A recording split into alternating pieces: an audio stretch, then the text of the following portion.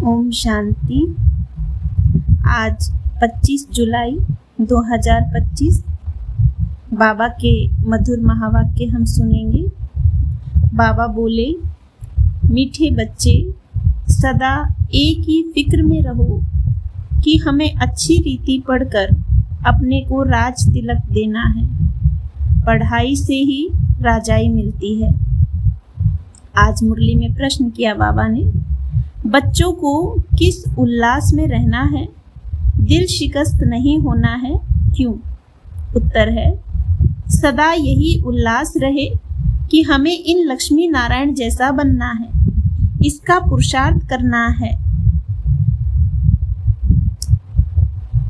दिल शिकस्त कभी नहीं होना है, क्योंकि ये पढ़ाई बहुत सहज है। घर में रहते भी पढ़ सकते हो, इसकी कोई फीस नहीं है, लेकिन हिम्मत जरूर चाहिए। आज की मुरली में गीत है, तुम ही हो माता पिता तुम ही हो। ओम शांति। बच्चों ने अपने बाप की महिमा सुनी। महिमा एक की ही है और कोई की महिमा गाई नहीं जा सकती, जबकि ब्रह्मा विष्णु शंकर की भी कोई महिमा नहीं है। ब्रह्मा द्वारा स्थापना कराते हैं, शंकर द्वारा विनाश कराते हैं, विष्णु द्वारा पालना कराते हैं। लक्ष्मी नारायण को ऐसा लायक भी शिव बाबा ही बनाते हैं। उनकी ही महिमा है, उनके सिवाय फिर किसी की महिमा गाई जाए।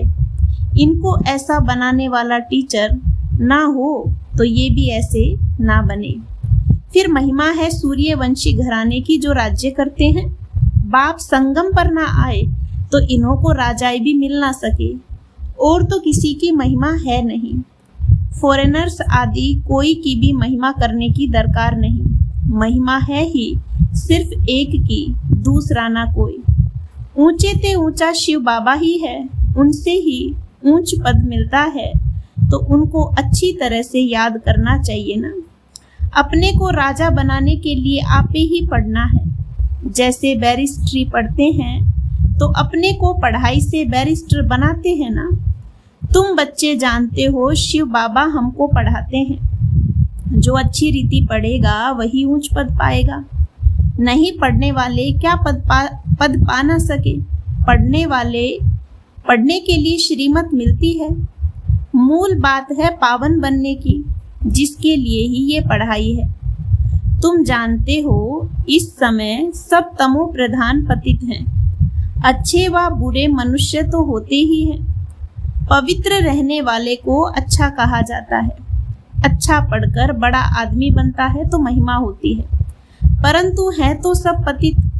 पतित ही पतित की महिमा करते हैं। सतयुग में है पावन, वहाँ कोई किसी की महिमा नहीं करते। यहाँ पवित्र सन्यासी भी हैं, अपवित्र गृहस्थी भी हैं, तो पवित्र की महिमा गाई जाती है। वहाँ तो यथा राजा रानी तथा प्रजा होते हैं, और कोई धर्म नहीं जिसके लिए पवित्र अपवित्र कहें। यहाँ तो कोई गृहस्थियों की भी महिमा गाते रहते, उनके लिए जैसे वही खुदा अल्लाह है। परंतु अल्लाह को तो पतित पावन लिबरेटर गाइड कहा जाता है। वह फिर सब कैसे हो सकते? दुनिया में कितना घोर अंधियारा है। अभी तुम बच्चे समझते हो, तो बच्चों को ये ओना रहना चाहिए, हमको पढ़कर अपने को राजा बनाना है। जो अच्छी रीति पुरुषार्थ करेंगे वही राज तिलक पाएंगे। बच्चों को उल्लास में रहना चाहिए, हम भी इन लक्ष्मी नारायण जैसा बने। इसमें मूंझने की दरकार नहीं, पुरुषार्थ करना चाहिए, दिल शिकस्त नहीं होना चाहिए। ये पढ़ाई ऐसी है, खटिया पर सोए हुए भी पढ़ सकते हो, विलायत में रहते भी पढ़ सकते हो, घर में रहते भी पढ़ सकते हो। इतनी सहज पढ़ाई है। मेहनत कर अपने पापों को काटना है और दूसरों को भी समझाना है। दूसरे धर्म वालों को भी तुम समझा सकते हो। कोई को भी ये बताना है तुम आत्मा हो। आत्मा का स्वधर्म एक ही है, इससे कोई फर्क नहीं पड़ सकता। शरीर से ही अनेक धर्म होते हैं, आत्मा तो एक ही है। सब एक ही बाप के बच्चे हैं। आत्माओं को बाबा ने एडॉप्ट किया है, इसीलिए ब्रह्मा मुख वंशावली गाए जाते हैं। कोई को भी समझा सकते हो आत्मा का बाप कौन है। फॉर्म जो तुम भराते हो उसमें बड़ा अर्थ है। बाप तो जरूर है ना, जिसको याद भी करते हैं। आत्मा अपने बाप को याद करती है। आजकल तो भारत में कोई को भी फादर कह देते हैं, मेयर को भी फादर कहेंगे, परंतु आत्मा का बाप कौन है उसे जानते नहीं हैं। गाते भी हैं तुम मात पिता हम बालक तेरे, परंतु वह कौन है कैसे हैं कुछ भी पता नहीं। भारत में ही तुम मात पिता कहकर बुलाते हो, बाप ही यहाँ आकर मुख वंशावली रचते हैं। भारत को ही मदर कंट्री कहा जाता है, क्योंकि यहाँ ही शिव बाबा मात पिता के रूप में पार्ट बजाते हैं। यहाँ ही भगवान को मात पिता के रूप में याद करते हैं। विदेशों में सिर्फ गॉड फादर कहकर बुलाते हैं, परंतु माता भी चाहिए ना जिससे बच्चों को एडॉप्ट करे। पुरुष भी स्त्री को एडॉप्ट करते हैं, फिर उनसे बच्चे पैदा होते हैं, उनसे रचना रची जाती है। यहाँ भी इसमें परम पिता परमात्मा बाप प्रवेश कर एडॉप्ट करते हैं, बच्चे पैदा होते हैं, इसलिए इनको माता पिता कहा जाता है।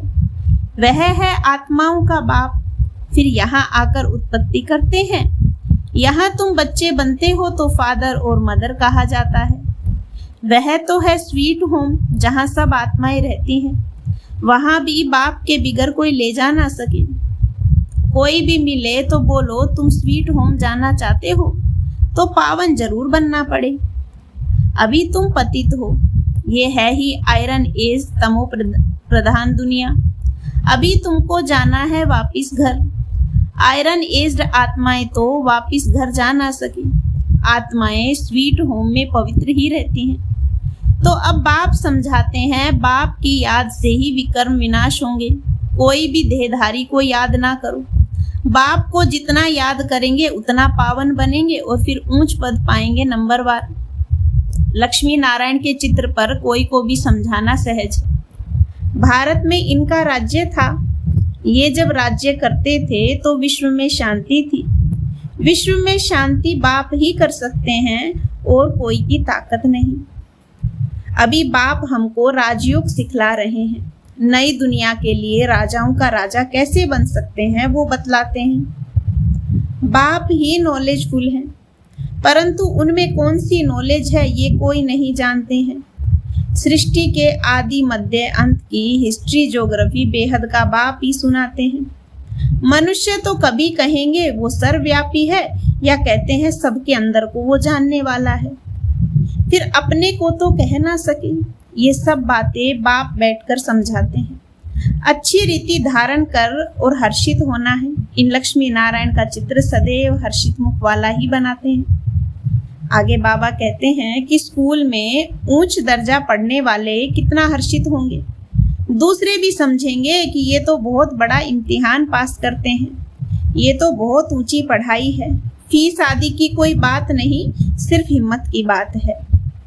अपने को आत्मा समझ बाप को याद करना है, जिसमें ही माया विघ्न डालती है। बाप कहते हैं पवित्र बनो। बाप से प्रतिज्ञा कर फिर काला मुंह कर देते हैं। बहुत जबरदस्त माया है। फेल हो जाते हैं तो फिर उनका नाम नहीं गाया जाता है। फलाने फलाने शुरू से लेकर बहुत अच्छे चल रहे हैं, महिमा गाई जाती है। बाप कहते हैं अपने लिए आपे ही पुरुषार्थ कर राजधानी प्राप्त करनी है, पढ़ाई से ऊंच पद पाना है। ये है ही राजयोग, प्रजा योग नहीं है। परंतु प्रजा भी तो बनेगी ना। शक्ल और सर्विस से मालूम पड़ जाता है कि ये क्या बनने लायक हैं। घर में स्टूडेंट की चाल चलन से समझ जाते हैं ये फर्स्ट नंबर में और ये थर्ड नंबर में आएंगे। यहाँ भी ऐसे हैं। जब पिछाड़ी में इम्तिहान पूरा होगा तब तुमको सब साक्षात्कार होंगे। साक्षात्कार होने में कोई देरी नहीं लगती है। फिर लज्जा आएगी, हम नापास हो गए। नापास होने वाले को कौन प्यार करेंगे। मनुष्य बाइस्कोप देखने में खुशी का अनुभव करते हैं, लेकिन बाप कहते हैं नंबर 1 गंदा बनाने वाला ये बाइस्कोप है। उसमें जाने वाले बहुत करके फेल होकर गिर पड़ते हैं। कोई कोई फीमेल भी ऐसी है जो बाइस्कोप में जाने बिगर नींद ना आए। बाइस्कोप देखने वाले अपवित्र बनने का पुरुषार्थ जरूर करेंगे। यहाँ जो कुछ हो रहा है जिसमें मनुष्य खुशी समझते हैं वह सब दुख के लिए है। ये है विनाशी खुशियाँ।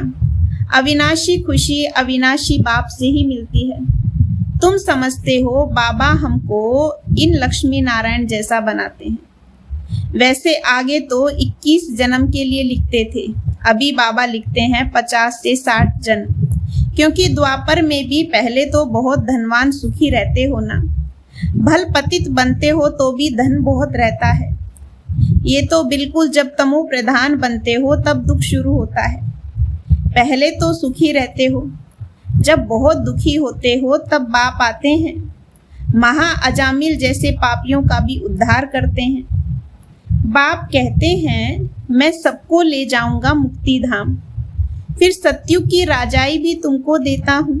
सबका कल्याण तो होता है ना, सबको अपने ठिकाने पर पहुंचा देते हैं, शांति में व सुख में। सतयुग में सबको सुख रहता है, शांति धाम में भी सुखी रहते हैं। कहते हैं विश्व में शांति हो। बोलो, इन लक्ष्मी नारायण का जब राज्य था तो विश्व में शांति थी ना। दुख की बात हो नहीं सकती, ना दुख है ना अशांति है। यहाँ तो घर घर में अशांति है, देश देश में अशांति है, सारे विश्व में ही अशांति है। कितने टुकड़े टुकड़े हो पड़े हैं, कितनी फ्रैक्शन है, 100 माइल पर भाषा अलग। अब कहते हैं भारत की प्राचीन भाषा संस्कृत है। अब आदि सनातन देवी देवता धर्म का ही किसी को पता नहीं है, फिर कैसे कहते हैं कि ये प्राचीन भाषा है? तुम बता सकते हो आदि सनातन देवी देवता धर्म कब था? तुम्हारे में भी नंबरवार हैं, कोई तो डल हेड भी होते हैं, देखने में भी आता है ये तो जैसे पत्थर बुद्धि है। अज्ञान काल में भी कहते हैं ना, हे भगवान इनकी बुद्धि का ताला खोलो। बाप तुम सब बच्चों को ज्ञान की रोशनी देते हैं, उससे ताला खुलता जाता है, फिर भी कोई कोई की बुद्धि खुलती नहीं। कहते हैं बाबा आप बुद्धिवानों की बुद्धि हो, हमारे पति की बुद्धि का ताला खोलो।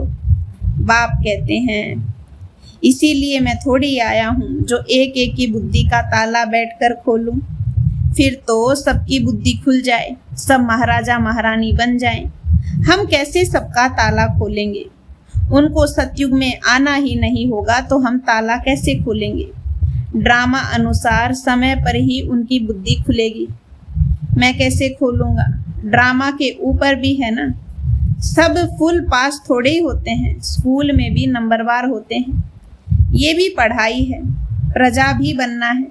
सबका ताला खुल जाए तो प्रजा कहाँ से आएगी? ये तो कायदा नहीं। तुम बच्चों को पुरुषार्थ करना है, हर एक के पुरुषार्थ से जाना जाता है। जो अच्छी रीति पढ़ते हैं उनको तो जहाँ तहाँ बुलाया जाता है। बाबा जानते हैं कौन कौन अच्छी रीति सर्विस कर रहे हैं। बच्चों को अच्छी रीति पढ़ना है, अच्छी रीति पढ़ेंगे तो घर ले जाऊंगा, फिर स्वर्ग में भेज दूंगा। नहीं तो सजाएं बहुत कड़ी हैं, पद भी भ्रष्ट हो जाएगा। स्टूडेंट को टीचर का शो निकालना चाहिए।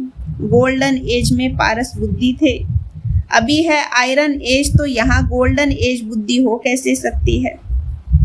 विश्व में शांति थी जबकि एक राज्य एक ही धर्म था। अखबार में भी तुम डाल सकते हो, भारत में जब इनका राज्य था तो विश्व में शांति थी। आखिर समझेंगे जरूर। तुम बच्चों का नाम वाला होना है। उस पढ़ाई में कितने किताब आदि पढ़ते हैं, यहाँ तो कुछ नहीं। पढ़ाई बिल्कुल सहज है, बाकी याद में अच्छे अच्छे महारथी भी फेल हैं। याद का जोहर नहीं होगा तो ज्ञान तलवार नहीं चलेगी। बहुत याद करे तब जोहर आए। भल बंधन में भी बहुत हैं, फिर भी याद करते रहते तो बहुत फायदा है। कभी बाबा को देखा भी नहीं, याद में ही प्राण छोड़ देते हैं तो भी बहुत अच्छा पद पा सकते हैं, क्योंकि याद बहुत करते हैं। बाप की याद में प्यार के आंसू बहाते हैं, वह आंसू मोती बन जाते हैं। अच्छा, मीठे मीठे सिकी लदे बच्चों प्रति माता पिता बाप दादा का याद प्यार और गुड मॉर्निंग। रूहानी बाप की रूहानी बच्चों को नमस्ते। हम रूहानी बच्चों की रूहानी माता पिता बाप दादा को याद प्यार गुड मॉर्निंग और नमस्ते बाबा, शुक्रिया बाबा, शुक्रिया। आज की मुरली से धारणा के लिए मुख्य सार है, अपने लिए स्वयं ही पुरुषार्थ कर ऊंच पद पाना है। पढ़ाई से स्वयं को राज तिलक देना है। ज्ञान को अच्छी रीति धारण कर सदा हर्षित रहना है। अपने लिए स्वयं ही पुरुषार्थ कर ऊंच पद पाना है। पढ़ाई से स्वयं को राज तिलक देना है। ज्ञान को अच्छी रीति धारण कर सदा हर्षित रहना है। दूसरी पॉइंट है, ज्ञान तलवार में याद का जौहर भरना है। याद से ही बंधन काटने हैं। कभी भी गंदे बाइस्कोप देख अपने संकल्पों को अपवित्र नहीं बनाना है। ज्ञान तलवार में याद का जौहर भरना है। याद से ही बंधन काटने हैं। कभी भी गंदे बाइस्कोप देख अपने संकल्पों को अपवित्र नहीं बनाना है।